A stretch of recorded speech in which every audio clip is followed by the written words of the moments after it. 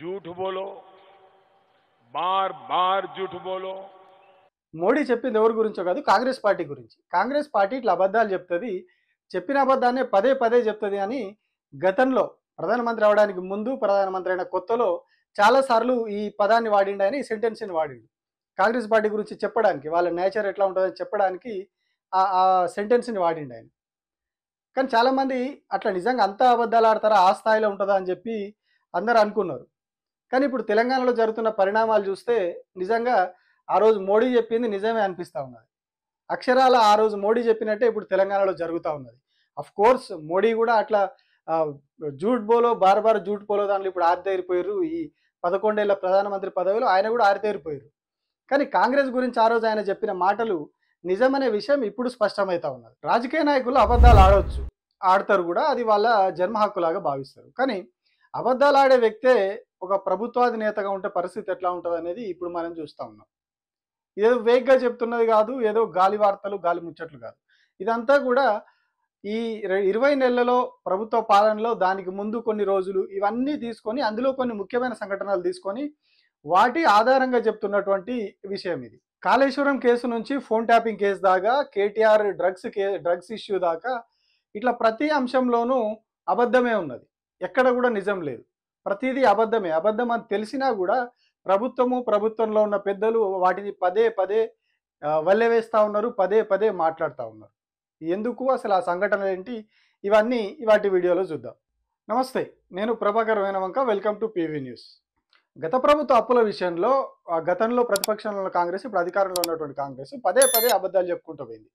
గత ప్రభుత్వ అప్పు 7 లక్షల కోట్లు అని చెప్పి చాలాసార్లు వీళ్ళు అసెంబ్లీలో మాట్లాడారు, బయట కూడా మాట్లాడారు. కానీ అదే అసెంబ్లీలో బడ్జెట్లో చెప్పింది కేవలం 4 లక్షల కోట్లు గత ప్రభుత్వ అప్పు అని చెప్పి బడ్జెట్లో చెప్పారు. కానీ బయట సభలలోకి వచ్చేసరికి గత ప్రభుత్వ అప్పు 7 లక్షల కోట్లు, 7 లక్షల కోట్ల అప్పుని మనం ఎత్తిన పెట్టిపోయారు అని చెప్పి పదే పదే రేవంత్ రెడ్డి మాట్లాడుతూ ఉన్నారు. కానీ ఎక్కడ కూడా దానికి ఆధారాలు లేవు. ఎక్కడ కూడా 7 లక్షల కోట్ల అప్పు చేసినట్టుగా వాళ్ళే రుజువులు చూపెట్టలేకపోయారు. గత ప్రభుత్వ హయాంలో చేసిన అప్పు మొత్తం కూడా 4 లక్షల కోట్లు అని చెప్పి అధికారిక పార్టీగా ఉన్నటువంటి కాంగ్రెస్, గతంలో విమర్శలు చేసినటువంటి కాంగ్రెస్ తమ అఫీషియల్ హ్యాండిల్లో పెట్టినటువంటి పరిస్థితి. కానీ ఇప్పుడు ఇంకొక విషయం బయటకు వచ్చింది. అదే అసలు తెలంగాణ అప్పులు 7 లక్షల కోట్లు కాదు, 4 లక్షల కోట్లు కాదు, కేవలం 3.5 లక్షల కోట్లు మాత్రమే. గత 9.5 ఏళ్లలో చేసినటువంటి అప్పు కేవలం 3.5 లక్షల కోట్లు మాత్రమే. అంటే ఇదంతా కూడా ఇన్ని రోజులు వీళ్ళు చేసిన ఆరోపణలు ఇవన్నీ కూడా ఉత్తయ్యని చెప్పి దీంతో తేలిపోయింది. ఇంకొక విషయం ఏంటి అంటే, గత ప్రభుత్వం తీసుకొచ్చినటువంటి డబ్బులన్నీ కూడా, అప్పులన్నీ కూడా వృధా చేసిర్రు, వీళ్ళు జేబుల్లో వేసుకున్నారు, వీళ్ళే తిన్నారు అని చెప్పి 2 జాతీయ పార్టీలు కాంగ్రెస్, బీజేపీ కూడా ఆరోపించినాయి. కానీ ఎక్కడ కూడా దానికి సంబంధించినటువంటి ఆధారాలు చూపించలేకపోయారు. సాక్షాత్తు పార్లమెంట్ సాక్షిగా అవన్నీ కూడా అబద్ధాలని చెప్పి తేలిపోయింది. ఎట్లా అంటే, ఈ 9.5 ఏళ్లలో తీసుకొచ్చినటువంటి అప్పులన్నీ కూడా అంతకు మించిన ఆస్తులను సృష్టించినాయని చెప్పి పార్లమెంట్ సాక్షిగా కేంద్ర ఆర్థిక శాఖ సహాయ మంత్రి నిన్న వెల్లడించారు. బీజేపీ ఎంపీ రఘునందన్ రావుకు క్వశ్చన్ అడిగితే ఆ క్వశ్చన్కి సమాధానంగా ఆయన ఆ చిట్టా మొత్తం ఇచ్చారు. 2014 నుంచి 24 వరకు ఏ ఏడాదిలో ఎన్ని కోట్లు అప్పు తీసుకొచ్చిర్రు, ఎన్ని వేల కోట్లు, ఎన్ని లక్షల కోట్లు అప్పు తెచ్చిర్రు, ఆ అప్పుతోటి ఎంత సంపద సృష్టించిర్రు, ఎన్ని ఆస్తులను సృష్టించారు అనేది కూడా అందులో క్లియర్గా ఆ లెక్కల్లో చెప్పారు. సో మరి ఇన్ని రోజులుగా, అంటే గత బీఆర్ఎస్ అధికారంలో ఉన్నప్పటి నుంచి కూడా వీళ్ళు చేస్తున్నటువంటి ఆరోపణలు, కాంగ్రెస్ బీజేపీ అయితే ఆరోపణలు చేసినాయి, మరి ఇవన్నీ కూడా ఒట్టి అని చెప్పి మనం ఇప్పుడు అనుకోవాలి. రేవంత్ రెడ్డి ఇప్పటికి కూడా మాట్లాడతారు, 7 లక్షల కోట్లు అప్పు చేసిపోయాడు, నెత్తిన పెట్టిపోయాడు కేసీఆర్, ఏం చేయాలో మాకు అర్థమైతలేదు అంటాడు. అంటే ఇవన్నీ కూడా కేవలం వేగ్గా ఒక పొలిటికల్ గెయిన్ కోసం మాట్లాడుతున్నటువంటి మాటలు తప్పితే ఇందులో ఎక్కడ కూడా నిజం లేదు అనేది మనం దీని ద్వారా గమనించాలి. ఇక నీళ్ల గురించి, నీటి వాటాలకు సంబంధించి కొద్ది రోజుల క్రితం ఢిల్లీలో ఒక మీటింగ్ జరిగింది. 2 రాష్ట్రాల ముఖ్యమంత్రులు, 2 రాష్ట్రాల నీటిపారుదల శాఖ మంత్రులు, కేంద్ర జలశక్తి మంత్రితోటి భేటీ అయ్యారు. ఈ భేటీలో అసలు బనకచెర్ల అంశమే చర్చకు రాలేదని చెప్పి రేవంత్ రెడ్డి బయటకు వచ్చిన తర్వాత మీడియాతో మాట్లాడారు. ఆ తర్వాత కూడా ఇంకొక ప్రెస్ మీట్లో కూడా చెప్పారు. కానీ అదే ఏపీకి సంబంధించినటువంటి మంత్రి బయటకు వచ్చి ఏం చెప్పారు, ఆ భేటీలో బనకచెర్ల గురించి కూడా చర్చ జరిగింది అని చెప్పి ఏపీ మంత్రి చెప్పారు. కానీ రేవంత్ రెడ్డి మాత్రం అసలు చర్చ జరగలేదన్నారు. దాన్ని ఆపడానికి మీరు ఏం చేస్తున్నారని మీడియా అడిగితే, అసలు వాళ్ళు కడతామని చెప్తే కదా మేము దాన్ని ఆపడానికి ప్రయత్నాలు చేయాలి, ఇది చేయాలని మాట్లాడాలి, వాళ్ళు కడతామని అన్నప్పుడు మేము ఎందుకు దాని గురించి మాట్లాడాలని చెప్పి కూడా ఆయన సమాధానం ఇచ్చారు.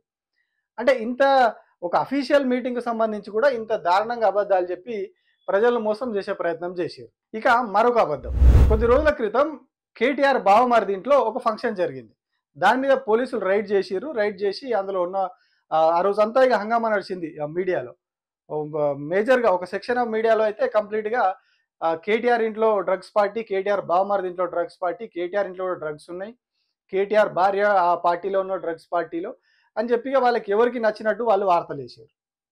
కానీ మధ్యాహ్నానికల్లా ఎక్సైజ్ అధికారులు అవన్నీ టెస్టులు చేసి వాళ్ళందరి శాంపిల్స్ తీసుకొని ఫైనల్గా తేల్చింది ఏంటి అంటే అందులో ఎక్కడ కూడా ఎవరు కూడా డ్రగ్స్ వాడలేదు, అక్కడ డ్రగ్స్ శాంపిల్స్ కూడా ఏం దొరకలేదు.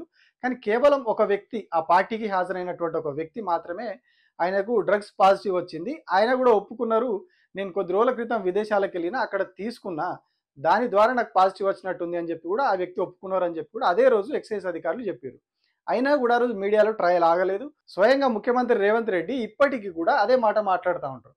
ఎవరన్నా ఇంట్లో పార్టీలు అయితే వండుకొని అది చేసి తింటారు తప్పితే ఇట్లా డ్రగ్స్ తెచ్చుకొని పార్టీలు చేసుకుంటారు ఇంట్లో, ఈ సాంప్రదాయం ఎక్కడన్నా ఉందా, వాళ్ళ ఫ్యామిలీ ఉంటుంది, వాళ్ళు అట్లా డ్రగ్స్ పార్టీలు చేసుకుంటారు, వాళ్ళు గృహప్రవేశ ఫంక్షన్లు అని చెప్పి వాళ్ళు డ్రగ్స్ తీసుకుంటారు, డ్రగ్స్ పార్టీలు చేసుకుంటారు అని చెప్పి పదే పదే మాట్లాడతారు. అసెంబ్లీలో కూడా మాట్లాడారు ఇవే మాటలు. అసెంబ్లీలో అధికారికమైనటువంటి ఒక చట్టబద్ధమైనటువంటి వ్యవస్థ అది, అందులో కూడా పోయి మాట్లాడారు.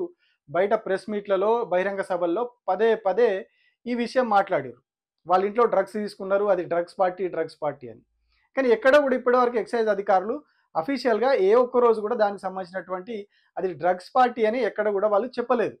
కేవలం ఒక వ్యక్తికి మాత్రమే పాజిటివ్ వచ్చింది, ఆ వ్యక్తి బయట వ్యక్తి అని చెప్పి వాళ్ళు క్లియర్గా చెప్పారు. అయినా కూడా రేవంత్ రెడ్డి పదే పదే అది డ్రగ్స్ పార్టీ అని మాట్లాడుతూ ఉన్నారు. అంటే ఇందులో ఎంత పొలిటికల్ అది ఉందో అర్థం చేసుకోవాలి. కేవలం రాజకీయాల కోసం కొందరు వ్యక్తులను, ఆ కుటుంబంలో ఉన్నటువంటి మహిళలను, వృద్ధులను, చిన్నపిల్లల వ్యక్తిగత అంశాన్ని కూడా, వాళ్ళ జీవితాలను కూడా రోడ్డున పడేసేలాగా మాట్లాడడం ఆయనకే చెల్లింది. ఇవే కాదు, రీసెంట్గా ఢిల్లీలో కూడా మీడియాతో చిట్చాట్ చేసిన సందర్భంలో రేవంత్ రెడ్డి మళ్ళొకసారి అంశాన్ని తీసుకొచ్చారు. కేటీఆర్ డ్రగ్స్ తీసుకుంటారు అని చెప్పి కూడా ఆయన మాట్లాడారు. మరి వాస్తవానికి అదే నిజమని అనుకుంటే ఈయన హోంమంత్రి, ముఖ్యమంత్రి కాదు హోంమంత్రి కూడా ఈయన రాష్ట్రంలో. సో కేటీఆర్ మీద కేసు పెట్టాలి, ఆయనకు టెస్ట్ చేయాలి, తీసుకుపోయి లోపలేయాలి, లేకుంటే డిఅడిక్షన్ సెంటర్కి పంపాలి కేటీఆర్. కానీ మరి ఇప్పటివరకు అట్లాంటి చర్యలు ఏం తీసుకోలేదు. కనీసం ఆయన శాంపిల్ తీసుకొని టెస్ట్ చేసే ప్రయత్నం కూడా చేయలేదు. కేవలం విమర్శలు, ఆరోపణలు చేసుకుంటూ పోతా ఉన్నారు తప్పితే ఎక్కడ కూడా చర్యలు తీసుకోవాల్సిన స్థానంలో ఉన్నటువంటి రేవంత్ రెడ్డి కేవలం ఆరోపణలకు మాత్రమే పరిమితం అయిపోయారు. ఇక కవితకు సంబంధించి లిక్కర్ పాలసీ కేసు, ఏదైతే ఢిల్లీ లిక్కర్ పాలసీ కేసులో కవిత అరెస్ట్ అయ్యి జైలుకు పోయారు. జైలుకు పోయిన తర్వాత అసలు కవిత బయటకి రారు, ఆమె తప్పు చేసిరు అని చెప్పి కాంగ్రెస్, బీజేపీ ఏ స్థాయిలో ప్రాపగండా చేసినాయి, ఏ స్థాయిలో ఎన్నికల్లో అంశాన్ని వాడుకున్నాయో మనందరికీ తెలుసు. కానీ కొద్ది రోజుల క్రితం, ఒక నెల రోజుల క్రితం ప్రస్తుత సుప్రీంకోర్టు చీఫ్ జస్టిస్ గవాయి కొన్ని కీలకమైన కామెంట్ చేశారు. అంటే కొన్ని కేసుల్లో వీళ్ళను అన్యాయంగా జైల్లో పెట్టారు, ఇన్ని రోజులు అసలు జైల్లో పెట్టాల్సిన అవసరమే లేదు, కానీ కుట్రపూరితంగా కొన్ని చట్టంలో ఉన్న లొసుగులను ఆధారంగా చేసుకొని ఇన్ని రోజులు జైల్లో పెట్టిర్రు, వాళ్ళకు నేను రాగానే బెయిల్ ఇచ్చేసిన అని చెప్పి ఆయన కూడా మాట్లాడారు. అంటే ఖచ్చితంగా ఈ లిక్కర్ పాలసీ కేసు అనేది కుట్రపూరితంగా జరిగింది, కుట్రపూరితంగా వీళ్ళని ఇరికిచ్చి అందులో పెట్టిర్రు, కేవలం రాజకీయ దురుద్దేశంతో పెట్టిర్రు అని చెప్పి దీని ద్వారా సుప్రీంకోర్టు చీఫ్ జస్టిస్ కామెంట్స్ తోటి అర్థమైపోతా ఉన్నది. కానీ ఈ రెండు పార్టీలు ఏం చేసినాయి, ఆమె తప్పు చేసింది అందుకే జైలుకు పోయింది, తప్పు చేసింది అందుకే ఇన్ని రోజులు జైల్లో ఉన్నది అని చెప్పి ఒక విపరీతమైన ప్రాపగండా చేసి ఆమె అంటే దారుణంగా చేసి ఆమె మీద మీమ్స్ చేయడం, ఆమె ఏదో మందు సీసాలను ఎత్తులో పెట్టుకొని బతుకమ్మ ఆడినట్టుగా బతుకమ్మను కూడా అవమానిస్తూ చాలా దారుణమైన ట్రోలింగ్ చేసారు కవిత మీద. కానీ సుప్రీంకోర్టు చీఫ్ జస్టిసే క్లారిటీ ఇచ్చిర్రు, ఇదంతా కూడా ఉత్తమ ముచ్చటనే అని చెప్పి. ఇవే కాదు, అసలు ఆ బెయిల్ కూడా, కవిత బెయిల్ కూడా మోడీ కాళ్ళ మీద పడి తెచ్చుకున్నారు, మోడీని బతిలాడి తెచ్చుకున్నారు అని చెప్పి ఢిల్లీలో కూర్చొని చిట్చాట్లో మాట్లాడితే సుప్రీంకోర్టు దేశంలో మొదటిసారిగా ఒక ముఖ్యమంత్రికి చివాట్లు పెట్టింది. ఆయన మళ్ళీ అపాలజీ లెటర్ ఇవ్వాల్సి వచ్చింది సుప్రీంకోర్టుకి. అంటే ఆయన ఎట్లా అబద్ధాలు మాట్లాడిండు, కోర్టు ఎట్లా ఆయనకు మొట్టికాయలు వేసింది అనేది ఇది ఒక ఎగ్జాంపుల్. ఇక వీటన్నిటికీ మించి ఫోన్ ట్యాపింగ్ కేసులో ఏ స్థాయిలో సినిమా నడిపించారో మనందరికీ తెలుసు. పొద్దున లేస్తే పేపర్లో, టీవీలో రోజుకొక కొత్త ఎపిసోడ్, రోజుకొక కొత్త యాంగిల్లో వెబ్ సిరీస్ లాగా, అంటే వీళ్ళు రాసిన పేపర్లో రాసిన కథనాలు కావచ్చు, టీవీలో వేసినటువంటి వార్తలు కావచ్చు, ఇవన్నీ తీస్తే కొన్ని వందల వెబ్ సిరీస్లు తీయచ్చు అనుకుంటా, నాకు తెలిసి 100 ఎపిసోడ్లతోటి 100 వెబ్ సిరీస్లు తీయచ్చు. రోజుకో రకంగా ఎవడికి నచ్చినట్టుగా వాడు పెన్ ఉంది కానీ రాసేయడం, కీబోర్డ్ ఉంది కానీ టైప్ చేయడం, ఛానల్ ఉన్నాయి కానీ చూపించడం. అంటే అందులో వాస్తవం ఎంత అవాస్తవం ఎంత అనేది ఎవరికి అవసరం లేదు. మనం రోజుకి ఎంత మసాలా వేసి చూపిస్తున్నాము, ఎంత మసాలా అల్లి దాన్ని పోర్ట్రే చేస్తున్నాం అనేది మాత్రమే వాళ్ళు చూసిర్రు. సో అట్లా బీభత్సమైన ప్రచారం చేసి చివరకు కేటీఆర్ హీరోయిన్లకు ఫోన్లు ట్యాప్ చేసి వాళ్ళని బెదిరించి హోటళ్ళకు పిలిపించుకున్నాడు, ఏదో చేసిండు, ఇంకేదో జరిగిందని చెప్పి కూడా ఎంత చిల్లర రాతలు రాసిర్రు, ఎంత దారుణంగా అది చేసిర్రో మనందరం చూసినాం. కేవలం ఈ మీడియానే కాదు, స్వయంగా కాంగ్రెస్ పార్టీకి సంబంధించినటువంటి నాయకులు, బీజేపీకి సంబంధించినటువంటి నాయకులు, కేంద్ర హోంశాఖ సహాయ మంత్రి పదవిలో ఉన్నటువంటి ఇంక్లూడింగ్ బండి సంజయ్ లాంటి వ్యక్తులు కూడా ఎంత చిల్లర కామెంట్స్ చేసిరో ఈ ఫోన్ ట్యాపింగ్ కేసు విషయంలో మనందరికీ తెలుసు. ఇక ముఖ్యమంత్రి రేవంత్ రెడ్డి ఎన్నిసార్లు ఏం మాట్లాడిండో ఫోన్ ట్యాపింగ్ కేసు గురించి రోజు చూస్తూనే ఉన్నాం మనం. ఇప్పటికి కూడా ఆయన ఎక్కడ ఏం జరిగినా దాని గురించి మాట్లాడుతూ ఉంటాడు.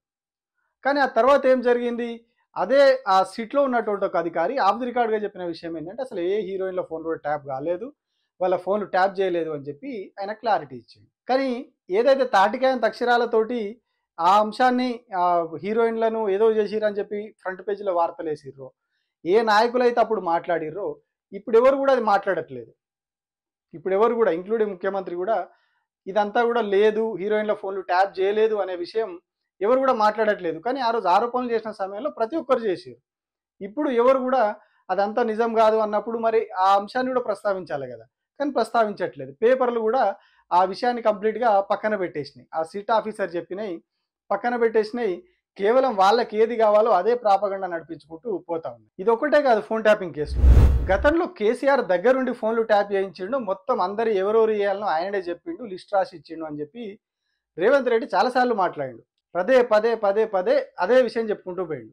కానీ ఇప్పుడు స్వయంగా సొంత మంత్రుల ఫోన్లు ట్యాప్ అవుతున్నాయి, కొందరు అధికారుల ఫోన్లు ట్యాప్ అవుతున్నాయి అనే విషయం బయటకు వచ్చింది. ఇప్పుడు ఇది బయటకు రాగానే ప్లేట్ ఫిరాయించేసిరు.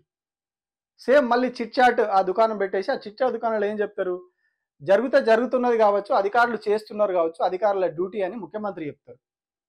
స్వయంగా బట్టి విక్రమార్క డిప్యూటీ సీఎం ఏం చెప్తారు, అది అధికారుల డ్యూటీ, వాళ్ళ పరిధిలో వాళ్ళు చేస్తూ ఉన్నారు, మేము రాజకీయాలు ఏం చేస్తారేం దాంతో మాకు సంబంధం లేదు అని స్వయంగా డిప్యూటీ సీఎం బట్టి విక్రమార్క చెప్తారు. కానీ ఇద్దరు మంత్రుల ఫోన్లు ట్యాప్ అయితే వాళ్ళిద్దరు ఏం మాట్లాడుకున్నారో మొత్తం ముఖ్యమంత్రికి తెలిసిపోతుంది. ముఖ్యమంత్రి ఒక మంత్రిని పిలిచి క్లాస్ వీక్తాడు, ఆ తర్వాత మంత్రిని తీసి తన దగ్గర కూర్చోబెట్టుకుంటాడు. ఇంత జరుగుతున్నా కూడా మాకు సంబంధం లేదు, అది మాకు సంబంధం లేని విషయం, కేవలం అధికారుల విషయం అని చెప్పి ఇప్పుడు అంటారు. కానీ గతంలో వచ్చేసరికి కేసీఆరే కూర్చొని దగ్గరుండి చేయించిండు అని చెప్పి మాట్లాడతారు. అంటే ఏ స్థాయిలో అబద్ధాలు చెప్పారు, ఏ స్థాయిలో అంటే అబద్ధమే నిజం అనేలాగా నమ్మించడానికి పదే పదే ఎట్లా చెప్పిర్రో దీన్ని బట్టి అర్థం చేసుకోవచ్చు.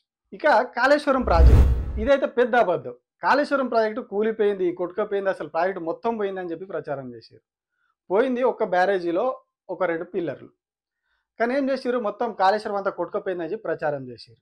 మరి కొట్టుకపోతే నీళ్ళు ఎట్లా వస్తాయి, దాని నుంచి రావద్దు కదా. వీళ్ళు ఏం చేస్తూ ఉన్నారు, ఇప్పుడు అదే కాళేశ్వరం ప్రాజెక్టులో భాగంగా ఉన్నటువంటి కొండపోచమ్మ సాగర్, మల్లన్న సాగర్, వీటి నుంచి హైదరాబాద్లో మూసి ప్రక్షాళన చేసి అందులో నీళ్లు తీసుకొచ్చి పోస్తామని చెప్తా ఉన్నారు.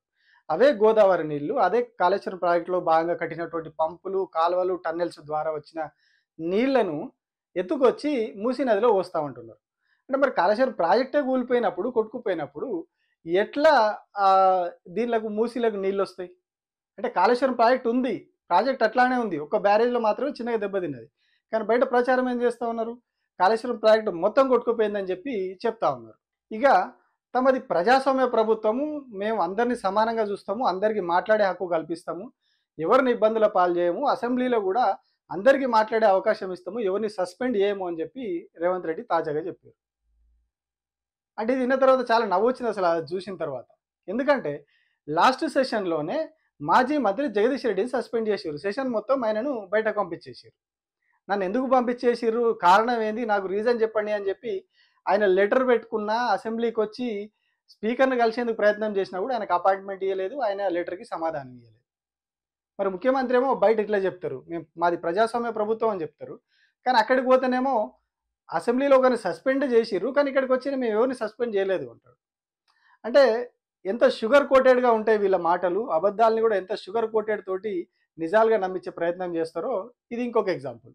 ఇక తమ సొంత బంధువు వరుసకు మామ కాంగ్రెస్లో సీనియర్ నేత జైపాల్ రెడ్డి గురించి జైపాల్ రెడ్డి సంస్మరణ సభలో మాట్లాడుతూ అసలు ఆయన లేకుంటే తెలంగాణ వచ్చేది కాదు, తెలంగాణ రావడంలో ఆయన కృషి చాలా ఉన్నదని చెప్పారు. ఇదే రేవంత్ రెడ్డి కొన్ని ఏళ్ల క్రితం, ఒక 7-8 ఏళ్ల క్రితం ఇంకొక మాట మాట్లాడారు.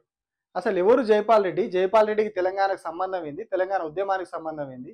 ఆయన ఎవరు అని చెప్పి ఇదే రేవంత్ రెడ్డి గతంలో మాట్లాడారు. తెలంగాణ రాష్ట్ర ఏర్పాటు ప్రక్రియలో వారు భాగస్వాములు కాకపోయినా ఈరోజు తెలంగాణ రాష్ట్రం ఏర్పాటులో జైపాల్ రెడ్డి గారి పాత్రను ఎవ్వరు తీయలేరు.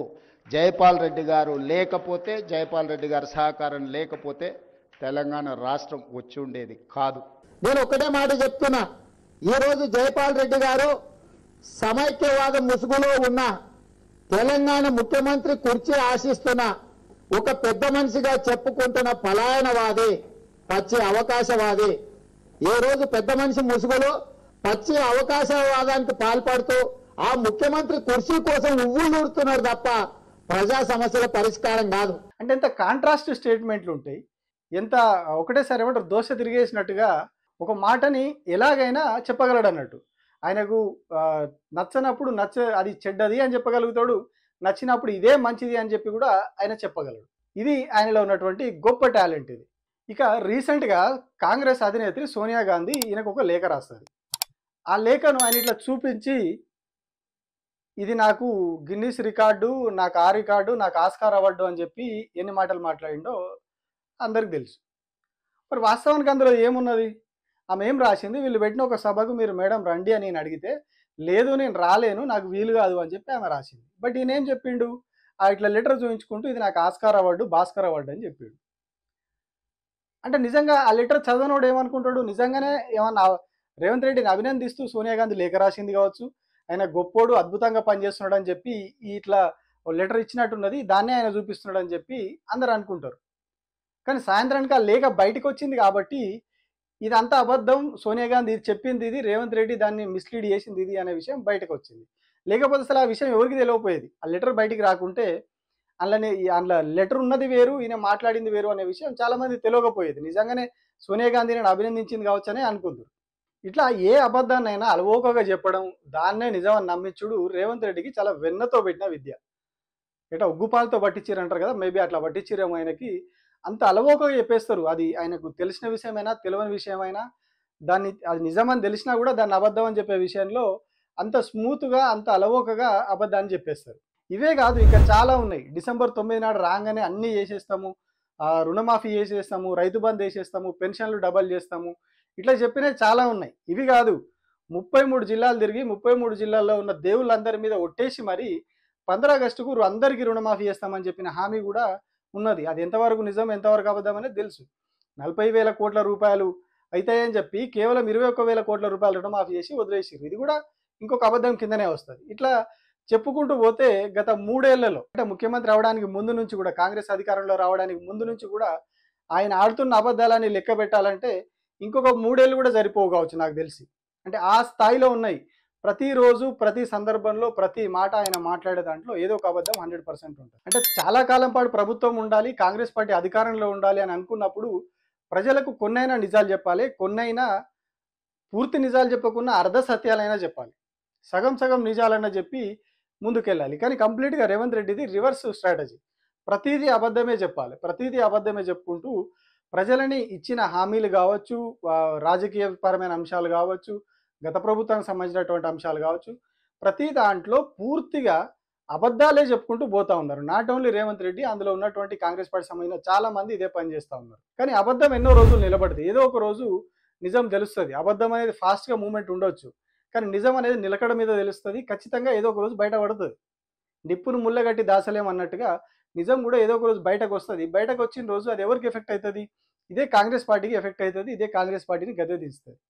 10 ఏళ్ళు నేనే ముఖ్యమంత్రిని, 10 ఏళ్ళు మాదే అధికారం అని చెప్పుకుంటున్నటువంటి రేవంత్ రెడ్డి ఈ స్థాయిలో ప్రజలను మిస్లీడ్ చేసి ఇట్లా అబద్ధాలు చెప్పి నెక్స్ట్ ఎట్లా మళ్ళీ అధికారంలోకి వస్తారు? అధికారంలోకి వచ్చే అవకాశాలు ఎట్లా ఉంటాయి? అంటే ప్రజలకు తెలిసిపోతుంది కదా, ఎంతో కొంత ఏదో ఒక రోజు తెలిసినప్పుడు ప్రజలు ఖచ్చితంగా తిరగబడతారు, దానికి తగిన సమాధానం చెప్తారు. లీడర్లను కానీ, పార్టీని కానీ ప్రజలు నమ్మాలంటే కొంతనైనా నిజం చెప్పాలి, కొంతనైనా పని చేసి చూపించాలి. కానీ ఇట్లా పూర్తిగా అబద్ధాల మీద గోడలు మేడలు కట్టుకుంటూ పోతే పేక మేడలు ఎక్కువ రోజులు నిలబడవు, ఇసుక మీద కట్టుకుంటూ పోయినటువంటి బిల్డింగ్ కూడా నిలబడదు. బిల్డింగ్ నిలబడాలంటే గట్టి స్థలంలో కట్టాలి. ఇసుకలో పునాదేసి కడితే ఒక్కసారి వరద రాగానే కొట్టుకొని పోతుంది. ఇకనైనా ప్రజలకు కొంతవరకైనా నిజాలు చెప్తారేమోనని ఆశిద్దాం. ఎందుకంటే అంతకుమించి మనం చేసేది ఏం లేదు, మనం ఆశించినా కూడా అది సాధ్యమవుతుందనే భరోసా కూడా లేదు. Thank you.